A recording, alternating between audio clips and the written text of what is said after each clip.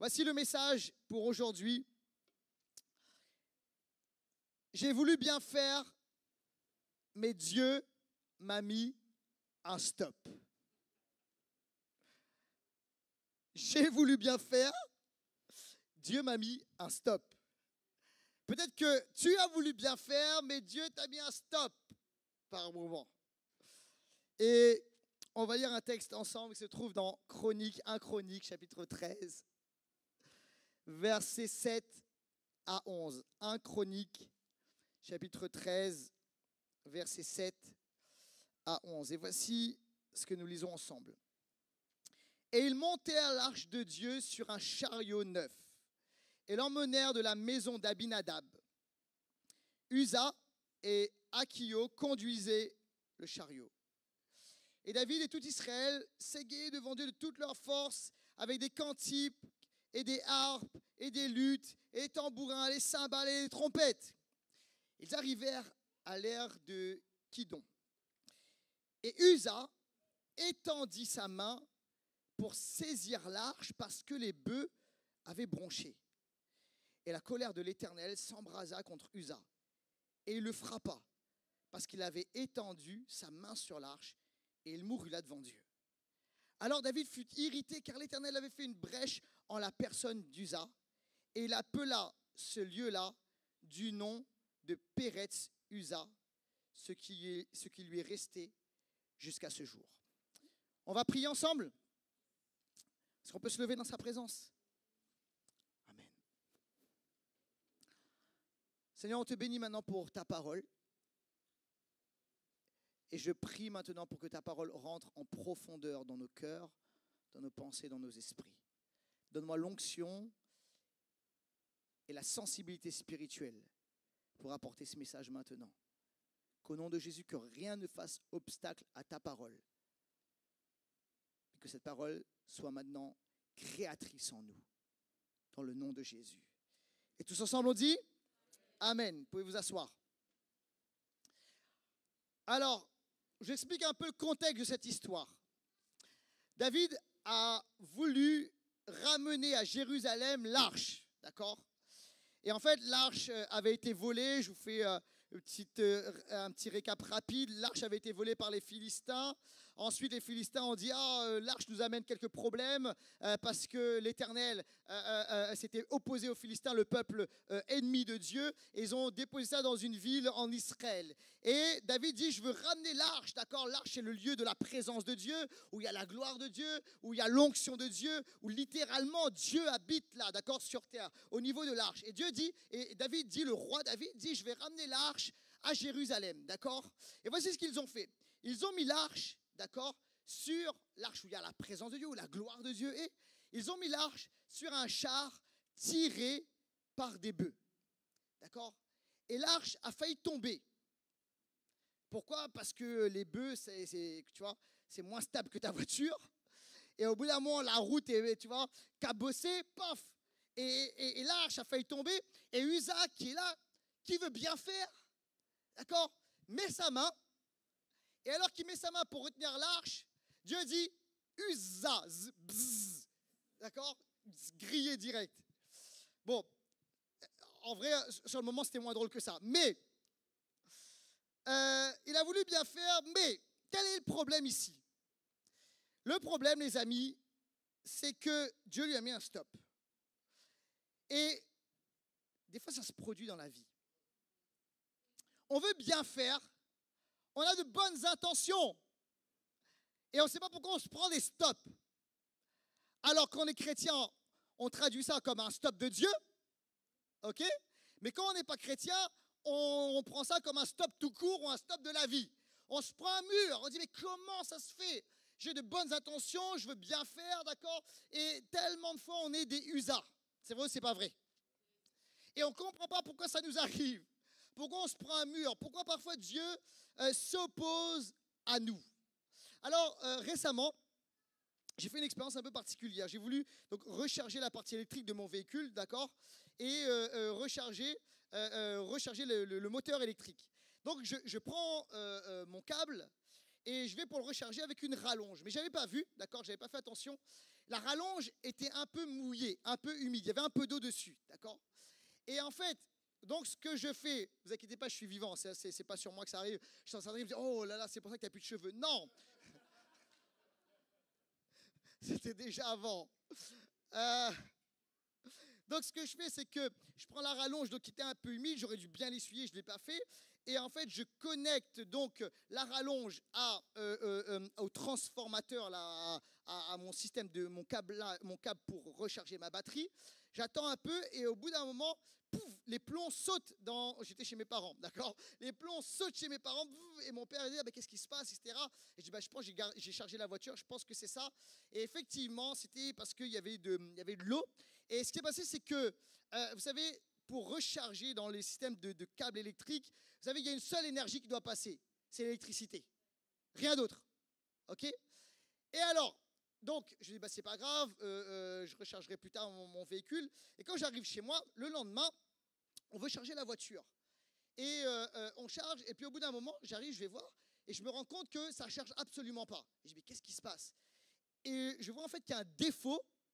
Il y a un défaut qui est indiqué, et c'est au niveau du câble, au niveau du transformateur. Et je ne comprends pas ce qui se passe. Alors je regarde des trucs sur Internet, d'accord? C'est pas moi, parce que moi je ne suis pas un bricoleur, je ne suis pas un mécanicien du tout. Mais je regarde sur Internet, Google ça marche, je vous assure. Et je vois des conseils, et on me dit, ah c'est en fait le transformateur qui s'est mis en mode défaut. Parce qu'il y a eu un problème, il s'est mis en mode défaut, il s'est bloqué. Et ce qu'il faut faire, c'est prendre le transformateur, le connecter, d'accord, à une source électrique sans le connecter à la voiture pour que le mode défaut soit retiré et qu'on constate qu'il y a de l'électricité pure et il n'y a pas d'eau. Est-ce que vous me suivez par rapport à ça? Et je le fais. Et vous savez quoi? Ça marche. Oh, j'étais content, je me voyais déjà faire débourser de l'argent et j'avais pas envie, d'accord? Enfin des réparations. Et ça marche, extraordinaire. Et en fait les amis, ça c'est tout le problème. Le problème c'est quoi?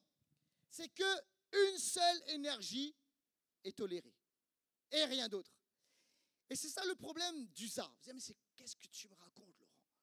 Le problème avec Usa, c'est qu'il avait de bonnes intentions, mais il n'a pas fait selon la méthode de Dieu. Parce qu'il y avait une méthode de Dieu. Et Dieu dit, je veux une seule énergie, je veux une seule méthode, je veux une seule façon de faire. Et on va directement aller au premier point. Mon premier point est le suivant. Peretz Usa, ou la rupture de la force. Peretz Usa est la rupture de la force. Je dois vous avouer que, à un moment, j'ai fait une prière que je n'ai pas fort regrettée. Je ne sais pas si vous êtes déjà arrivé de faire des prières. Et en fait, tu sais, tu le fais plein de zèle, plein de foi, etc. Et Dieu, en fait, entend tes prières et il les exauce. Et il y a des moments où je me dis, en fait, peut-être que ça aurait été plus simple que, ok? Et la prière que j'ai faite et que j'ai parfois regrettée, c'est la suivante. Vous savez, dans les moments où tu es le plus bouillant spirituellement, c'est Seigneur, fais que je ne réussisse pas sans toi. Ça, c'est... En fait, je sais, parce que tu as envie de dire amen, mais en même temps, tu dis, ouais, mais... C'est vrai ou pas? Seigneur, que je ne réussisse pas sans toi. Si c'est moi, Seigneur, que ça ne marche pas, que je me prenne un mur, un stop, ok? Et vous savez, le problème avec ça, c'est que Dieu entend les prières, et je crois qu'il est, à plusieurs reprises, il les a mis en exécution. Parce que je me dis, pourquoi ça ne marche pas? On a tout fait, j'ai tout fait. Et parfois, ce n'était pas forcément avec Dieu. Est-ce que tu es avec moi, Église? Alors, revenons à l'histoire d'Usa. L'histoire d'Usa, alors déjà, il y a un problème, c'est le char. Ok? Bon, alors, on va rentrer dans une explication plus profonde, mais laissez-moi juste quand même vous expliquer un truc un peu plus superficiel. C'est la gloire de Dieu, l'arche. C'est quelque chose qui est glorieux. Il y a la présence du Dieu créateur 3 fois saint de l'univers. D'accord? Et en fait, Il met ça sur quoi? Sur un char, sur un chariot. Est-ce que vous êtes avec moi ou pas? Tu sais, même, écoute-moi, il y a des gens ici, vous avez de très très belles télés, haute définition, je ne sais pas combien de K, etc. D'accord? Ok. C'est comme si tu mets ta enfin, même pas comme si, c'est pas ça. Personne ici t'aurait l'idée de mettre, tu sais, d'attacher ta voiture, tu dois transporter ta télé, t'attaches, tu sais, ta super télé, tu vas avec une espèce de ficelle en haut sur le toit de ta voiture. Tu dis, eh, ça va aller. On ne ferait pas ça. D'accord? Et en fait, à ce moment-là, le peuple de Dieu dit, on va mettre l'arche de l'alliance sur un espèce de vieux chariot avec des bœufs. On ne ferait pas ça. Tu vois? Il y a des choses, il y a des gens ici, tout à l'heure, j'ai discuté avec quelqu'un, tu sais, il a un objet précieux, etc. Tu sais, tu ne transportes pas dans n'importe quoi, tu mets dans un super beau sac, etc. Il y a des gens ici, peut-être vous avez été des fois dans des hôtels, et tu sais, tu dis, je ne sais pas à quoi moi ça me sert, mais tu sais, il y a un coffre-fort. D'accord? Parce qu'il y a des gens, d'accord, qui arrivent avec des choses précieuses, et tu laisses passer sur la table de nuit, tu mets ça, tu sais, dans un coffre-fort. OK? Avec le code. Ce qu'ils ont fait, c'est qu'il y avait plus que ça. Il y avait la gloire, la présence de Dieu. Et tu mets ça sur un vieux char. Bon, ça c'est l'explication un peu superficielle. Mais on va aller plus loin. Alors, pourquoi le char, c'était pas bon? Alors, revenons, on revient en arrière. Flashback. Je vous l'ai dit, l'arche avait été enlevée par les Philistins. C'était un moment de guerre. Et les Philistins avaient enlevé l'arche. OK? Puis, l'arche a été récupérée par Israël et laissée dans une ville à Kirjat-Jérim. David veut ramener l'arche à Jérusalem. OK? Alors, c'est quoi le problème ici? C'est le modus operandi. C'est le mode opératoire. Ils ont mis l'arche sur un char, alors que l'arche, écoutez bien ceci, devait être portée par des prêtres. C'était ça le mode opératoire de Dieu. Dieu a dit, on met par l'arche sur un vieux char, ça doit être porté par des prêtres, par des hommes et des personnes consacrées par Dieu. Et moi je me suis dit, mais d'où ça leur est venu l'idée de mettre l'arche sur un vieux char? Comment ils ont cette idée? Ils savaient qu'il fallait porter l'arche, que l'arche soit portée par des prêtres, des lévites consacrés. Mais d'où ça sort cette idée? Et en fait, ça ne vient pas de nulle part. J'ai regardé bien la parole, ça ne vient pas de nulle part, ça vient de quelque part. Et on lit ensemble dans Samuel au chapitre 6, versets 7 et 8. Maintenant, fabriquez un char tout neuf. Prenez 2 vaches qui allaitent et qui n'ont jamais porté de joug. Allaitez ces vaches au char, ramenez leurs petits à l'étable afin qu'ils ne soient plus derrière et prenez l'arche de l'Éternel et vous la mettrez sur le char. Mais alors, quand j'ai regardé, ce qu'ils ont fait là, c'est qu'ils ont pris le fonctionnement, la façon de faire des Philistins. En fait, les Philistins des années auparavant, je vous l'ai dit, avaient volé l'arche. Et en fait, si tu regardes dans la parole, comment est-ce qu'ils avaient fait pour transporter l'arche d'un point A à un point B? Les Philistins avaient mis l'arche sur un char. Et de la même façon, les Israélites ont copié le fonctionnement, la façon de faire des Philistins et ont ramené l'arche sur un char. Et alors, en fait, écoutez bien ceci, ça va apparaître à l'écran. Les bonnes intentions ne sont pas suffisantes. Il nous faut les bonnes intentions et la bonne méthode. Il faut faire pour Dieu et selon Dieu. Et là était tout le problème. Ils ont voulu faire à la mode, je vais le dire de cette manière, du monde. À la façon de faire du monde. Mais écoutez bien ceci. En tant que chrétien, des fois il y a des moments où Dieu va nous dire, je ne veux pas que tu fonctionnes comme ça. Tu vas le faire, mais à ma façon. Ouais, mais Seigneur, c'est pas comme ça que ça fonctionne à l'extérieur, mais moi je veux que tu fonctionnes comme ça. Tu vois, par exemple, en ce moment, il y a ça y est, il y a les avis d'imposition qui arrivent. Tu vois? Et en fait, tu te dis, peut-être que, tu vois, volontairement, involontairement, je pourrais peut-être oublier 2-3 trucs sur ma ligne. Tu vois, de compléter 2-3 choses. Pourquoi? Parce qu'en fait, si je donne plus, j'ai moins. D'accord? Et puis, c'est pas très, très grave finalement. OK? Et en fait, Dieu te dit, non, je veux que tu sois juste. Et je veux que tu fasses les choses dans la droiture. OK? Il y a quelques amen à ça. OK. Et en fait, Dieu te dit, si tu fais à ma façon, tu vas voir ce qui va se passer. Moi, je vais te bénir. Et au lieu de la mort, je vais amener la vie en abondance. Quelqu'un a dit amen à cela. Et des fois, tu sais, il y a des moments où Dieu te dit, je ne veux pas que tu mentes. Et en fait, tu sais, de passer par un petit mensonge, tu vois, tu dis humainement, tu sais, ça serait la bonne méthode. Tu sais, c'est pas mauvais. Finalement, l'intention est bonne. C'est juste pour, tu vois, hop, éviter quelques problèmes. Mais Dieu dit, non, je ne veux pas que tu mentes et je veux que tu sois dans la droiture. Oui, mais ça va me provoquer quelques problèmes. Oui, mais t'inquiète pas, parce que derrière moi, je vais te bénir, parce que tu vas faire les choses à ma façon. Quelqu'un a dit amen à cela. Tu vois, et en fait, il y a des moments, et même dans des détails de la vie, où Dieu nous dit, hey, je veux que tu fasses les choses à ma façon. Et en fait, je veux que tu changes et que tu ne sois pas selon le modèle des Philistins, les modèles du monde. Et on va aller un peu plus loin. C'est par au char. Uza. Parlons un peu d'Uza maintenant. Uza, son nom est intéressant, d'accord, en dehors de l'originalité du nom, d'accord. S'il y a des gens, peut-être vous cherchez des noms, des prénoms pour votre descendance. Non, peut-être pas Uza. Bref. Son nom, ça signifie force. OK? Force. La force. OK? Mais ça parle de la force, mais vous savez, de la force humaine. Vous savez, le côté de l'orgueil. La force. Il n'y a rien de mal à avoir de la force, mais là, c'est la force humaine. C'est la dimension de l'orgueil. On dit, je fais. C'est intéressant, hein? D'accord? Uza a mis sa main, puis il portait bien son nom. Et alors, Dieu a dit, fini Uza. Et alors, David appelle ce lieu-là, parce que c'est quelque chose qui est marquant, il appelle ce lieu Peretz Uza. Alors, ça signifie la brèche d'Uza, mais littéralement, on peut aller plus loin. Ça signifie la rupture, brèche ou rupture. Uza, force, rupture de la force humaine. Et à ce moment-là, Dieu dit, Uza, premièrement, vous n'avez pas fait selon ma méthode.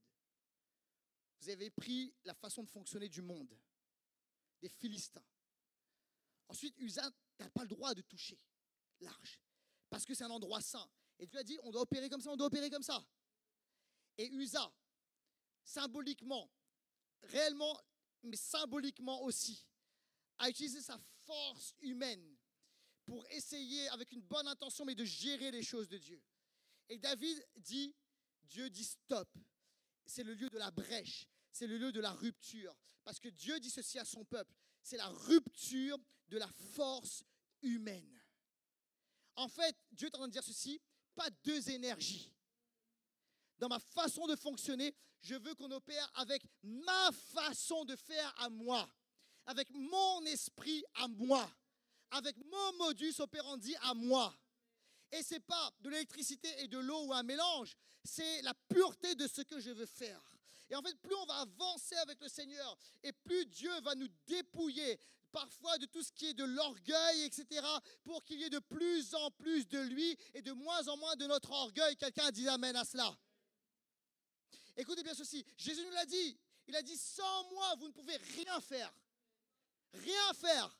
Et des fois, vous savez, on pense qu'on peut faire quand même un peu sans Dieu, sans Jésus. Mais Jésus a dit, écoutez bien, si vous voulez rentrer dans votre destinée, dans votre appel, ce que j'ai prévu pour vous, sans moi, vous ne pouvez rien faire. Ok, on a essayé de bonnes choses, de bonnes intentions, mais Dieu dit, stop, pourquoi? Parce que je ne veux pas que tu réussisses sans moi. Je veux qu'il y ait ma gloire qui te pousse et qui te propulse. Et des fois, parfois, vous savez, Dieu va briser notre force. Et il va nous amener dans ces moments-là où on dit, j'en peux plus, je suis KO, Seigneur. Et il brise notre force parce que j'ai besoin de toi. Je me souviens un moment dans mon ministère, c'est cette réalité-là. On avait travaillé pendant longtemps et des années, etc. Et puis il n'y a pas de fruits, Seigneur, je suis fatigué, j'en ai marre, trouve quelqu'un d'autre pour l'église. Et je dis, Seigneur, il faut qu'il y ait un changement cette année, ou trouve quelqu'un d'autre pour l'église. On est en 2016, je me souviens. Et le Seigneur me dit ceci, cherche ma face réellement, cherche mon cœur dans la prière réellement, plus que jamais. Autrement dit, prends mon énergie, ma gloire, la merveilleuse personne du Saint-Esprit, moins de ton orgueil, moins de ton usa et plus de l'Esprit de Dieu. Quelqu'un a dit amen à cela. Et alors à ce moment-là, le Saint-Esprit est descendu d'une manière glorieuse et extraordinaire. Et on a commencé à expérimenter le surnaturel de Dieu. Et ça, il n'y a que Dieu qui peut le faire à travers des signes, des prodiges, des miracles, des délivrances, des guérisons extraordinaires. Que quelqu'un dise amen à cela. Et en fait, tout ça, c'est arrivé parce que j'étais dans ce lieu Peretz Usa, la rupture de la force humaine. Et il y a des moments où Dieu nous amène volontairement dans ce lieu-là pour se dire, Seigneur, c'est de toi dont on a besoin, de ta gloire et de ton onction. Alléluia. Et regardez bien ceci, dans 2 Corinthiens chapitre 12, verset 9, il est écrit ceci, et il m'a dit, ma grâce te suffit, car ma puissance s'accomplit dans la faiblesse. J'aime ça. Aussi, je me montrerai bien plus volontiers fier de mes faiblesses, afin que la puissance, avec ma puissance, la puissance de Christ repose sur moi. Et au verset 10, quand je suis faible, c'est alors que je suis fort. Alléluia. Alléluia. La semaine dernière, on a chanté avec Jésus. Qu'est-ce qu'on fait? Voilà. On fait quoi? L'impossible. On voit l'invisible parce qu'on est invincible. Mais écoutez bien, si tu enlèves avec Jésus, cette chanson, elle n'est pas bonne. OK? Mais avec Jésus, quelqu'un a dit amen à cela. Alléluia. Et en fait, la puissance nous vient de Jésus. Et regardez bien ce que dit l'apôtre Paul. Et il dit, quand je suis faible, quand je suis à Peretz Usa, quand j'en peux plus, la puissance. Et là, le mot, c'est dunamis. C'est l'énergie, c'est le dynamisme, c'est la dynamite, boum, glorieuse de Dieu. La bonne dynamite, quelqu'un dit, ah ouais, ok. Et là, ça vient prendre le relais. Et l'apôtre Paul dit, en fait, je préfère arrêter avec mon orgueil et laisser Dieu travailler en moi et à travers moi. Parce que la puissance de Dieu vient prendre le relais. Et là, ça fait toute la différence. Et regardez ce qui s'est passé. Même avec Moïse, vous savez, Moïse avait du mal à parler. Dieu dit, tu vas parler à Pharaon. Pourquoi? Parce qu'avec la puissance de Dieu, tu vas pouvoir le faire. Quelqu'un dit amen. Alléluia. Et vous savez, ce dynamisme-là, ce dunamis, vous savez, c'est un peu comme la direction assistée. Je ne sais pas si certains vous avez connu, vous savez, les vieilles voitures sans direction assistée. Je sais qu'on a un public qui est assez jeune, mais certains peut-être, je ne citerai pas de nom, peut-être vous avez connu les voitures sans direction assistée, d'accord? Il fallait faire des biceps, vous savez, il fallait passer à la salle avant de tourner le volant, ok? Et c'était dur. Moi, je me souviens, mes parents, il y avait les premières voitures sans direction assistée et tout. Puis après, il y a eu le changement, la direction assistée, c'est venu tout changer, d'accord? Et en fait, vous savez, lorsqu'il y a la puissance de Dieu, c'est la direction assistée, les amis. D'accord? Et en fait, tu sens qu'il y a quelque chose qui t'aide et le mouvement, il est léger. Pourquoi? Parce qu'il y a le mouvement de Dieu, il y a le dynamisme de Dieu, il y a l'onction de Dieu. Quelqu'un a dit amen à cela. Et Dieu vient prendre le relais. Je me souviens, vous savez, lorsque Dieu m'a dit, Laurent, je t'appelle pour prêcher ma parole. J'avais 15 ans à cette époque. D'accord? 15 ans, Dieu dit. Et en fait, Dieu dit, je t'appelle à prêcher ma parole. Et vous savez, j'étais très enthousiaste par rapport à cela. Je dis oui Seigneur, je réponds à ton appel. Mais en même temps, je vous avoue, intérieurement, j'avais une crainte. Vous savez pourquoi? Parce que le gars qui vous parle, normalement, n'est pas du tout à l'aise à l'oral. Je vous assure. Et lorsque j'étais enfant, sur mes bulletins, donc il dit à l'écrit, c'était bon et tout, mais il y avait toujours cette partie, ne participe pas à l'oral, est trop effacé et tout. Et en fait, moi, j'étais le genre d'enfant, j'avais la bonne réponse et j'étais sûr d'avoir la bonne réponse, mais je ne levais pas ma main parce qu'au cas où, on ne sait jamais. Et les autres vont se moquer de moi et j'avais peur de parler en public et tout. Je vous assure. Et Dieu dit, je veux que tu prêches la parole. Et alors là, tu sais ce qui se passe? C'est que tu es obligé de te reposer, non pas sur tes forces. Seigneur, là-dessus, tu sais que je suis faible. Mais c'est entre Dieu, dans ma faiblesse, il va y avoir la puissance de Dieu. Quelqu'un a dit amen à cela. Quand je suis fort, quand je suis faible, c'est alors que je suis fort que quelqu'un dise amen à cela. Alléluia. Dans ces moments de Peretz Usa, écoute, la puissance de Dieu va venir et va prendre le relais. Alléluia. Deuxièmement, c'est toujours avec moi, Église. Alléluia. On va voir ensemble la spécificité maintenant du tabernacle de David. On va pousser l'histoire un peu plus loin. Alors, donc, Usa se fait griller, ok? David, il est irrité, c'est ce que dit la Bible, d'accord? Et je dis, c'est quand même un peu dangereux, cette arche. Ok? Il ne comprend pas tout ce qui se passe, mais il dit, c'est quand même un peu dangereux. Alors, on va lire ensemble la suite de l'histoire. Il a un peu peur de l'arche. 1 Chronique, chapitre 13, versets 13 et 14. David ne prit pas l'arche chez lui. Cette histoire. D'accord? Dans la version Laurent Rupi, il pourrait y avoir un petit, vous savez, un petit émoticône ou un petit lol. D'accord? D'accord? Dans la ville de David. Il a fait conduire, regardez, il est incroyable, David, il est drôle. Il a fait conduire dans la maison d'Obed-Édom. D'accord? Un homme de Gath. Je ne sais pas s'il l'aimait bien ou pas, mais il a dit, OK, on va mettre ça chez toi. T'inquiète, non, c'est glorieux, c'est l'Arche de l'Alliance. Salut, ciao. L'Arche de l'Alliance resta 3 mois dans la maison d'Obed-Édom, chez lui. Écoutez bien, l'Éternel bénit sa famille ainsi que tout ce qui lui appartenait. Oh! Alors, David, finalement, entend l'histoire et dit chez Obed-Édom, il se passe des choses incroyables. Ça fait 3 mois, il y a des bénédictions, ça coule et ça coule et ça coule. Et David se souvient, ben on a laissé l'arche là-bas, tu m'étonnes. Et en fait, il y a un peu de jalousie chez David, d'accord? Et il dit, mais moi je veux la bénédiction. Tu sais, des fois, il y a une sorte de... C'est bon, vous savez, là, il peut y avoir une saine jalousie. Des fois, on voit les gens qui sont bénis par Dieu, on dit, je veux ce qu'il a. D'accord? Seigneur, bénis-moi de la même façon. Elle libère... Oh. Des fois, moi, ça m'est arrivé de voir des gens, des ministères, etc. Je dis, il a quelque chose. Seigneur, je veux ça. Tu sais, ça a créé de la soif spirituelle. Et c'était une sorte de jalousie, mais qui a créé une soif spirituelle aussi chez David. Et on continue l'histoire. Maintenant, on va dans 2 Samuel, chapitre 6, verset 12. On va dire au roi David, l'Éternel a béni la famille d'Obed-Édom et tout ce qui lui appartient à cause de l'arche de l'alliance, de l'arche de Dieu. David se mit alors en route et il fit monter l'arche de Dieu depuis la maison d'Obed-Édom jusqu'à la ville de David au milieu des réjouissances. Il veut la bénédiction, lui aussi. Mais alors, il y a quelque chose qui se passe ici. C'est que David a déplacé l'arche, d'accord, de chez Obed-Édom jusqu'à Jérusalem. Mais ce coup-ci, il n'a pas fait ça n'importe comment. Il a déplacé l'arche de l'Alliance sur les épaules des Lévites, à la manière de Dieu, selon le modus operandi de Dieu. Alors, là on dit, Laurent, tu nous dis, c'est par la puissance de Dieu et pas par notre orgueil, etc. Ouais, c'est ce que je dis. Mais quand tu portes l'arche de l'Alliance, c'est lourd, c'était de l'or, etc. Il y avait des Lévites qui portaient ça. C'était quelque chose, finalement, tu dis que c'est la puissance de Dieu, mais il faut quand même nos forces. Oui, mais non. Mais non. Parce que ça, c'est ce qu'on croit, mais on lit ensemble.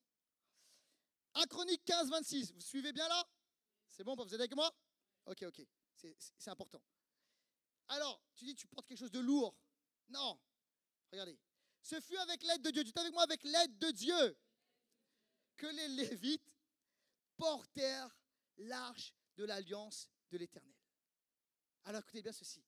Il y a quelque chose de miraculeux qui a pris place. À partir du moment où tu commences à agir selon le mode de Dieu, tu sais ce qui se passe? C'est que la puissance de Dieu te vient en aide. Et alors, tu avais le peuple qui marchait derrière et dit, mais ils vont trop vite, comment ça se fait? Ils ont pris quoi là? Est-ce qu'ils sont dopés? D'accord? Est-ce que c'est le Red Bull? Est-ce qu'ils sont surprotéinés?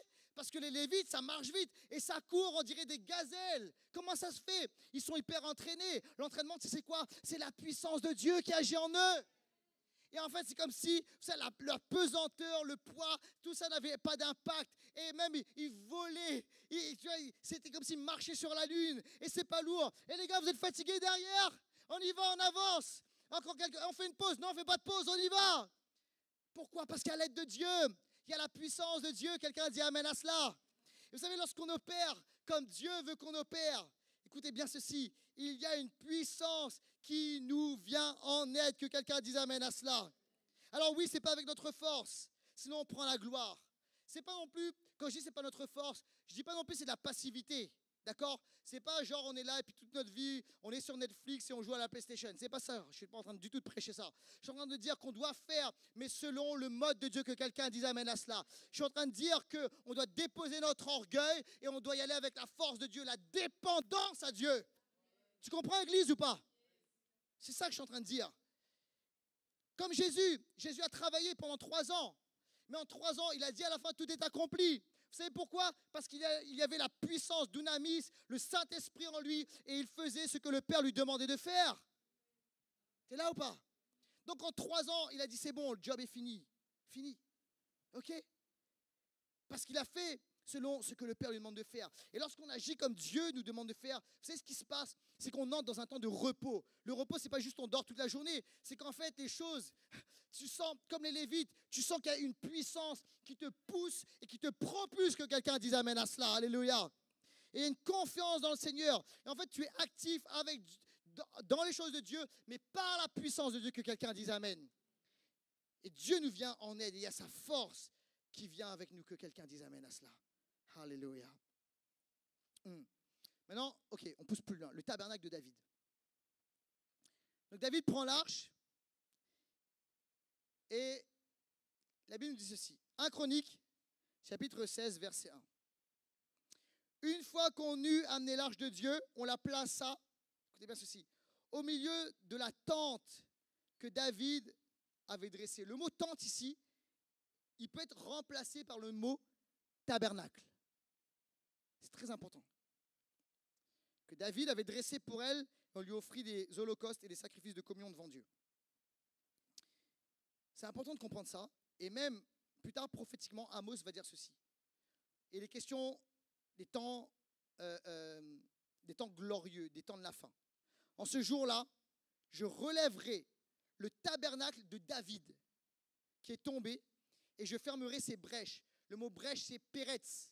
Donc, ce qui s'est passé là, péretz usa, les ruptures. D'accord? Je le relèverai ses ruines et je le bâtirai comme au jour d'autrefois. Mais alors, il y a un truc que je ne comprends pas. Les questions ici, Amos, ici parle du tabernacle de David. Mais le tabernacle, pour ceux qui ont l'habitude avec les choses de la Bible et tout, normalement c'est Moïse. Vous êtes avec moi ou pas? Mais là, il n'est pas question du tabernacle de Moïse. Il est question du tabernacle de David. Qu'est-ce qui se passe? Le mot tente, je vous l'ai dit, peut être remplacé par le mot, c'est le même mot tabernacle. Ok? Et on ne doit pas se tromper de tabernacle. Lorsqu'il est question des temps de la fin, on est dans les temps de la fin, où Dieu va relever le tabernacle de David, en fait, ça nous parle du temps de la grâce. Écoutez bien ceci.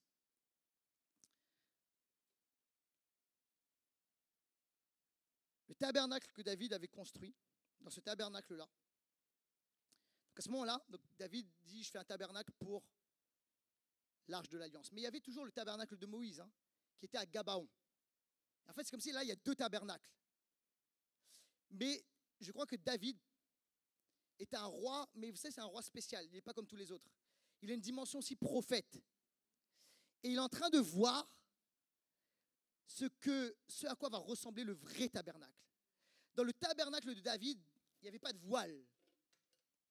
Normalement, dans le tabernacle de Moïse, il y avait des étapes. Tu ne pouvais pas rentrer comme ça. C'était le grand sacrificateur qui pouvait entrer dans le lieu très saint une fois par an après toutes sortes de rites. Et il y avait un voile, il y avait des étapes, il y avait tout ça. Dans le temple de David, ce n'était pas pareil. Il est dit que le peuple offrait des holocaustes de communion, etc., des sacrifices. Il n'y avait pas de voile, il n'y avait pas de séparation. Tu pouvais entrer dans cette tente, dans ce tabernacle, il y avait la gloire de Dieu qui était là, et tu pouvais avoir accès à la présence et à la gloire de Dieu. Et en fait, Amos va dire, je relèverai en ce jour-là, je relèverai le tabernacle de David. Ça nous parle de quoi? Ça nous parle de Jésus. Et en fait, Jésus est celui, le tabernacle qui est venu amener la gloire de Dieu sur la terre. Et on a un accès libre, que quelqu'un dise amen à cela. Est-ce que tu es avec moi, Église? Et en fait, écoutez bien, de manière prophétique, il a vu. De manière comme un futuriste des choses de Dieu, il a vu ce nouveau tabernacle. Et ça nous parle de la dimension de la grâce. Et la grâce, ça ne veut pas dire que on n'a rien à faire. Mais ça veut dire qu'on se soumet à la façon d'opérer de Dieu. Et vous voyez, la boucle est bouclée. Usa, propre force. Et en fait, là, maintenant, David dit, je prends l'arche. Et alors qu'il prend l'arche, il a une révélation. Et il dit, en fait, on doit faire selon la grâce de Dieu. La grâce de Dieu, c'est Seigneur, tout à l'heure on l'a entendu, je lâche prise. Je lâche mon orgueil.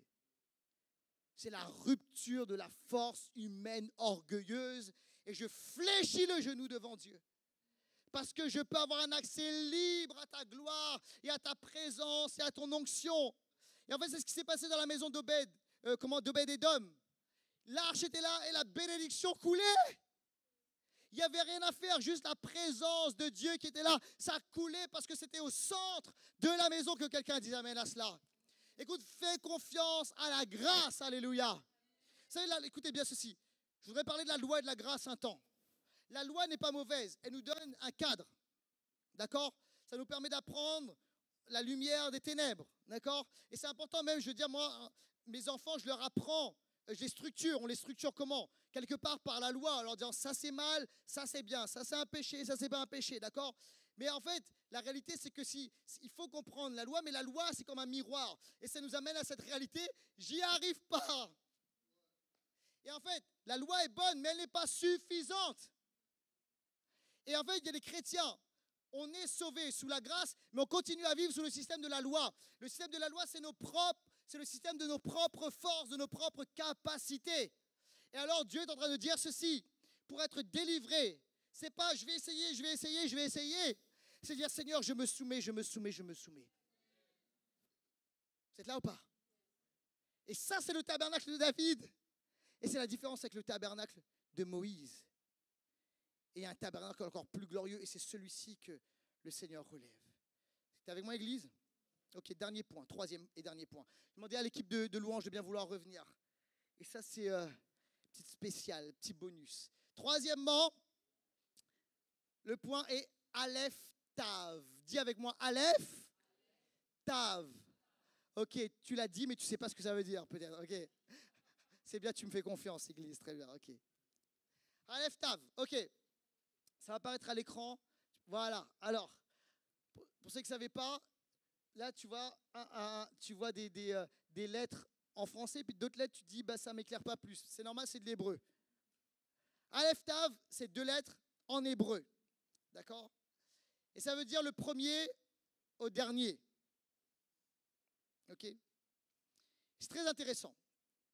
On retrouve ça à plusieurs reprises dans la Bible.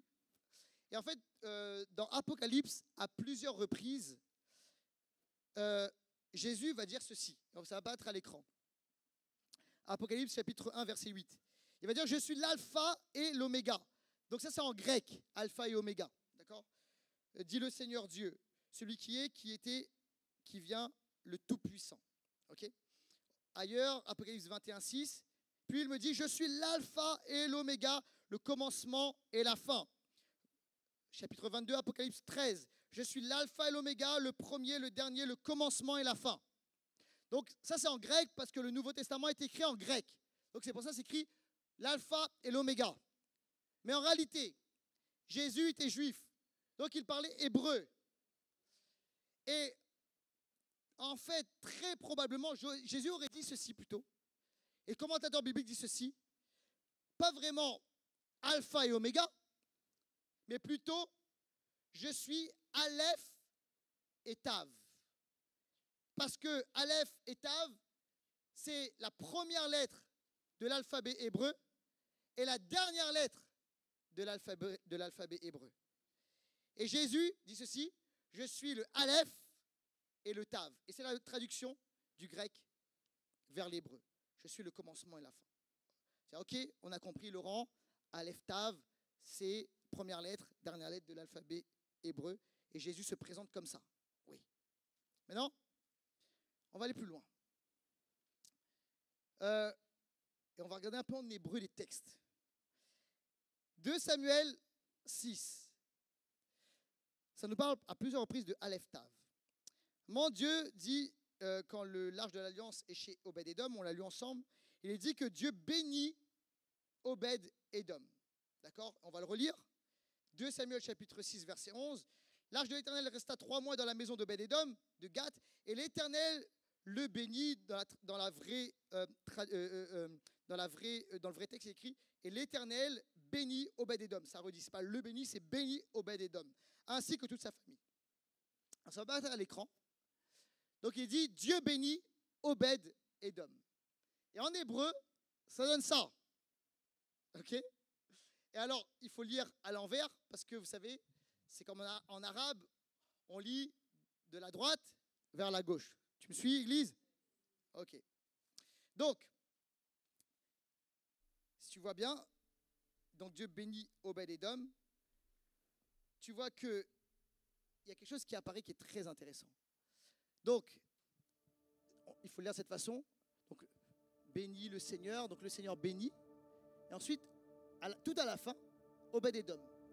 Mais au milieu, il y a deux lettres qui apparaissent dans le texte original en hébreu, et en fait qui n'ont pas été traduits dans les Bibles en français ou en anglais. Et c'est quoi?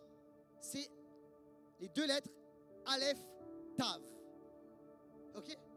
Donc, si on le reprend en français, en reprenant vraiment le texte tel qu'il est, si on devait traduire de manière littérale, il faut bien me suivre là, hein? Ok? On devrait dire ceci: Dieu, Aleph, Tav, le premier, le dernier, en grec, l'alpha et l'oméga, béni Obed Edom. Et là, c'est caché. Tu me suis ou pas? Ok, on va continuer. 2 Samuel, chapitre 6, verset 12. Donc l'arche est déplacée d'Obed Edom à Jérusalem. Et on lit ensemble. On va dire au roi David: l'Éternel a béni la famille d'Obed Edom et tout ce qui lui appartient à cause de l'arche de l'alliance de Dieu. David se mit alors en route et il fit monter l'arche de l'alliance depuis la maison d'Obed Edom jusqu'à la ville de David au milieu des réjouissances. Alors, là ça va paraître pareil en hébreu. Et donc pareil, il faut lire à l'envers. Donc David, là j'ai oublié un mot, David monta, d'accord? Il y a les deux lettres qui apparaissent, mais si on va juste au bout, David monta l'arche de Dieu. Et pareil, il y a deux lettres, d'accord? L'Aleph Tav, qui en français ou dans d'autres traductions, ce n'est pas traduite, d'accord? Donc si on devait traduire de manière littérale, donc David monta Aleph Tav, l'arche de l'alliance de Dieu. Aleph Tav, commencement et la fin, l'alpha et l'oméga. Et en fait, les Juifs qui lisent dans le texte original disent: mais c'est quoi ce Aleph Tav? Qu'est-ce que ça veut dire? On le voit à plusieurs reprises dans la Bible, mais on a du mal à le comprendre. Et vous savez, l'Ancien Testament, c'est l'ombre des choses à venir. Et en fait, le Nouveau Testament révèle les choses. Et ensuite, dans le Nouveau Testament, Jésus dit: hey, il y avait un secret dans l'Ancien Testament. On se demandait c'est quoi ce Aleph Tav, le premier, le dernier. Et Jésus dit ceci: je suis Aleph Tav, je suis le commencement et la fin. Ça veut dire que Jésus, écoutez-moi, dans l'histoire de Samuel chapitre 2 de l'arche, en fait, oui, c'est la présence de Dieu, mais Jésus est là. Jésus est Dieu de toute éternité. Il est le Dieu de la Trinité, le Père, le Fils et le Saint-Esprit sont Dieu, ils existent. Jésus n'est pas juste apparu dans le Nouveau Testament. Jésus est constamment présent même dans l'Ancien Testament. Et de manière mystérieuse, il est l'Aleph Tav. Alléluia. Alors,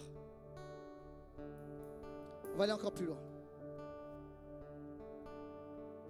Vous connaissez, pour ceux qui ont l'habitude de lire la Bible, Genèse chapitre 1, le premier verset 1, premier verset de la Bible. Au commencement, Dieu créa le ciel et la terre. Au commencement, Dieu créa le ciel et la terre. Et regardez ceci. Ça n'a pas été traduit. Mais en hébreu, il y a en plein milieu de cette première phrase de la Bible, Aleph Tav. Donc, Dieu créa Aleph Tav, l'alpha et l'oméga. Donc, on ne comprend pas qu'est-ce que ça fait là. D'accord? Il a créé le ciel et la terre. Et là, ici, dès la création, on voit Jésus qui est là. En fait, on voit Dieu, donc le Père. On voit l'Aleph Tav, Jésus qui est là. et le Saint-Esprit qui est là, qui flotte, la Bible nous dit, au-dessus des eaux. Donc on voit le Dieu de la Trinité déjà. Et en fait, Jésus est là et il crée. Mais regardez ce qui est très intéressant. C'est que déjà, cette première phrase, c'est une phrase en 7 lettres. En 7 mots, pardon. 7 mots. Le chiffre parfait, le chiffre de Dieu. D'accord? Et au milieu de cette phrase, Jésus est là. Aleph Tav est là. Donc en fait, si tu veux voir la création dans ta vie, si tu veux voir la faveur, la bénédiction de Dieu, la puissance de Dieu qui coule, si tu veux éviter, tu vois, de te prendre des stops de Dieu, c'est ce qu'il faut faire. Mets Jésus au centre. Au milieu de la phrase, quelqu'un a dit amen à cela. Et il dit aussi David, quand il a ramené l'arche, regardez ce qu'il a fait. Il a dit, il fit monter l'arche de Dieu, d'accord? Il fit monter l'arche de Dieu, donc Aleph Tav, et il est dit au milieu des réjouissances. Vous savez ce qui se passe, les amis? Si vous désirez voir la puissance de Dieu agir en vous, d'accord? Et pas y aller juste avec votre propre force. Vous savez ce qui se passe? Quand on se met à élever Jésus, à élever le nom de Jésus, il va y avoir de la réjouissance, il va y avoir la puissance de Dieu qui va couler, que quelqu'un dise amen à cela. Et comme, vous savez, dans la maison d'Ébed-Édom, il y avait l'arche de Dieu qui était là. L'arche, d'accord, Dieu était là, Dieu, Aleph Tav, était là. Le commencement et la fin, il était dans cette maison. Et toute la maison a été bénie, la famille a été bénie. Et si on met Jésus au centre de notre famille, au centre de notre maison, vous savez ce qui se passe? Il y a la bénédiction de Dieu qui coule, que quelqu'un dise amen à cela. Et des fois, on essaie par nos propres forces. Mais ce qu'il faut, c'est Jésus, alléluia. Il va nous donner les clés, les stratégies, l'intelligence, la puissance. Et les gens, si vous êtes fatigués, vous prenez des murs, des stops. Et Dieu dit, oh, parce que je t'aime, je ne veux pas que tu réussisses sans moi. Alors, tu dois y aller avec mes forces, avec ma grâce et avec ma puissance, que quelqu'un dise amen à cela. Et en fait, ce n'est pas le modus operandi des Philistins du monde, mais c'est le modus operandi, le mode opératoire de Dieu lui-même. Et c'est la grâce, c'est Jésus au centre, alléluia.